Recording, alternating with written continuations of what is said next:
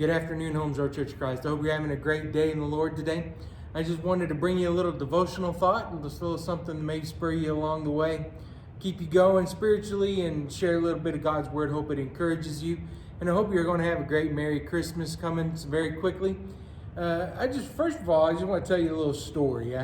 Back when I was in college, I had a friend, a pretty good friend of mine. I don't want to say his name over the internet because, I don't know who's watching, but so we'll just call him Rich. That wasn't his name, but we'll just call him Rich.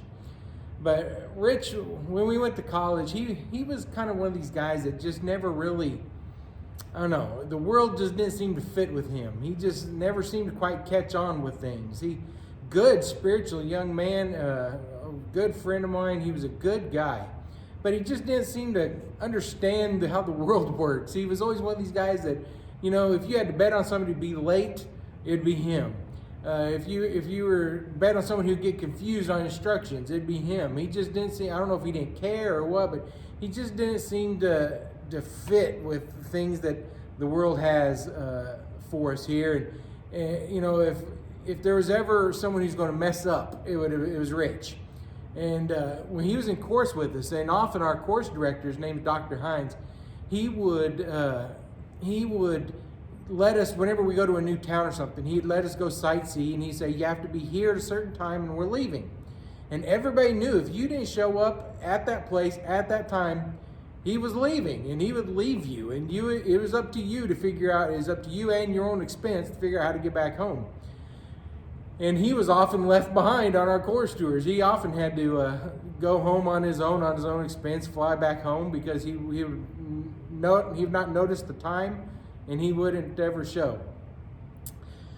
But I remember one particular time we had broke for Christmas break, and everyone was looking forward to getting back to see each other for the semester and to start the new semester. Well, I had Rich for my classes, and I noticed he wasn't showing up for classes. He wasn't in chapel, and I went to his dorm room to check on him. He wasn't in his dorm, and I started wondering, where's Rich? I haven't seen him in a couple months because of Christmas break and stuff. I wonder where he is. We started asking around campus, did Rich not come back to school? Did he drop out? Is that the deal? Well, about 2 or 3 days later, as the semester started, here comes Rich into class. I'm like, where have you been? He goes, I got a story to tell you. He went home, which is Washington, and he had to fly from Washington back to Dallas. And he had to fly from Washington to Dallas to Lubbock. Well, on the Washington flight, he fell asleep. And so I guess the stewardesses, they never woke him up. They just kind of figured it was each traveler's responsibility. He slept the whole time from Washington, and he missed the connecting flight. He missed getting off the flight in Dallas, and he woke up in Atlanta, Georgia. And he's deplaning, thinking he's getting off in Dallas, and he realizes, wait a second, this isn't Dallas, Texas. And he realizes he's in Atlanta and he missed his connecting flight. So he had to stay a few nights in Atlanta trying to get a flight back to Dallas so he could go back to Lubbock. And all this, he just missed the plane. He woke up all by himself in Atlanta wondering, how did I get here? What happened? Why didn't anyone wake him? Who knows? And I just remember hearing that story. And if you had asked anyone at that time in college, who would it be who would end up in this situation, it would have been a unanimous vote for Rich, because like I said, he was that kind of guy. But have you ever woke up wondering, where am I?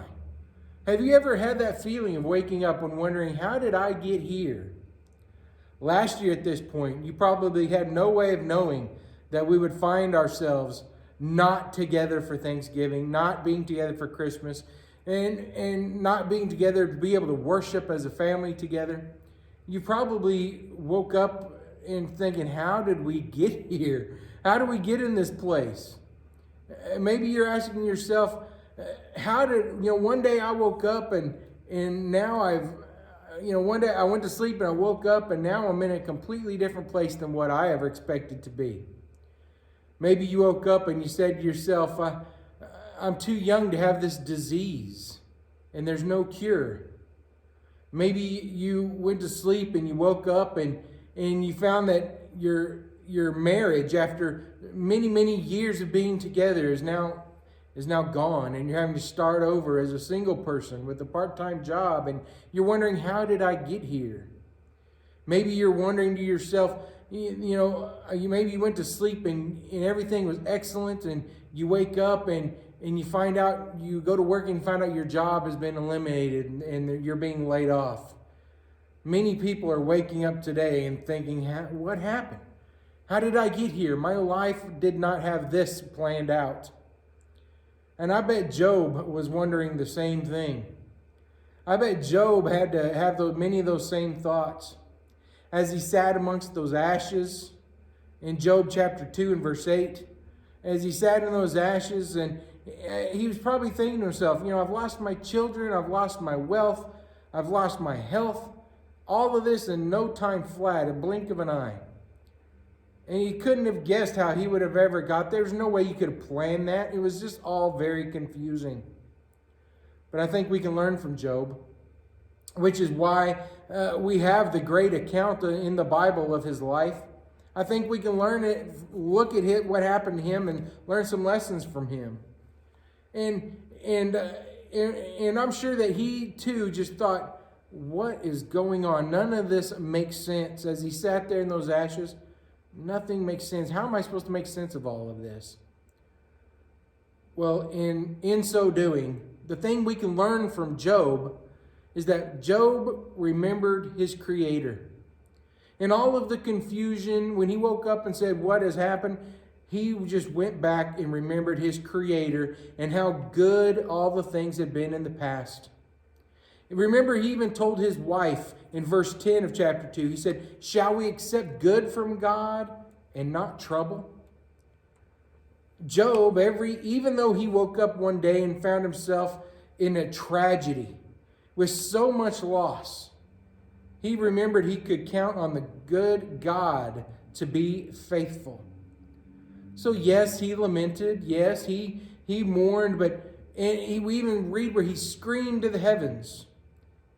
And he was sorrowful for the losses in his life, but he did it all with hope. He did it all looking to God. He looked back and saw all of his many blessings, which gave him hope for the future. Many of you who have found yourself in life situations where you're thinking to yourself, how did I get here? Well, take Job's advice. Look back in your life. Look backward. When you wake up in a situation and you say, how did I get here? How did I get this diagnosis? How did I lose this job? What is going on? Look backward in your life. Count all the blessings. Count all the things that God has done for you. And then tell yourself in faith, I know that my Redeemer lives. And that in my flesh I will see God. These are the two things that Job did. These are the two things that Job did when he was in those kinds of troubles. In chapter 19, verse 25 through 26, he says, I know my Redeemer lives, and in my flesh I will see God.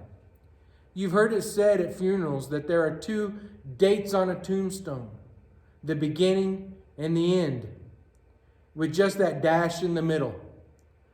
Job clung to the hope as he remembered how the story began and how it ends, but trying not to let the bad times and the dash take away his faith.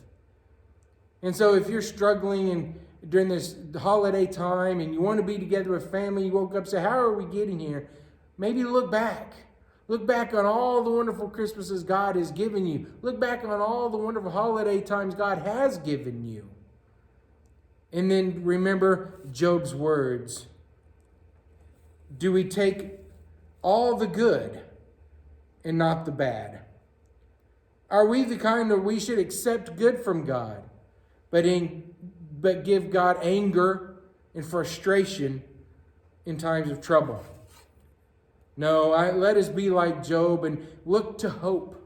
Look to know that my Redeemer lives and that this world is soon going to pass and we're going to be in eternity with him. look to the times of trouble with faith. I hope this has helped you. I hope it has encouraged you today. And I just ask that Holmes Road, you press on. Keep pressing on. And we'll get to see you soon. Take care, Holmes Road.